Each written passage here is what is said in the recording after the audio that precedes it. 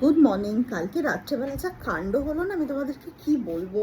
সেই মানে জল নেই জল নেই, সবাই মিলে যুদ্ধ করে প্রায় পাম্প চালালো, আর জল আসতে প্রায় 11:30 বেজে গেছে। তারপর আমি ভাত বসিয়েছি, দেন খেতে খেতে কালকে মানে শুতে শুতে কালকে 1:45 হয়ে গেছে। এসেই আগে আমি আচারটা কালকে বানিয়েছি। চলো তোমাদের আচারটাকে দেখিয়ে নিই বানিয়েছি যখন। এই যে আচার, এবার এটাকে দিয়ে আসবো হচ্ছে আমি ছাদে রোদে, কারণ দুদিন একটু ভালো মতন করে রোদ খাওয়াতে হবে। তো সেই হচ্ছে ব্যাপার। মানে এই বোতলটা হয়তো সুন্দর হয়েছে, এটা আমি আচার রাখার জন্যই কিনেছিলাম।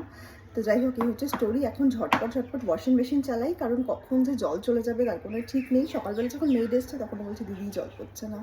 তারপরে বললাম তুমি ঘরটা মোছো, আশা করি ততক্ষণে জল চলে আসবে। থ্যাংক গড এসেছে, নয়তো এই যে এই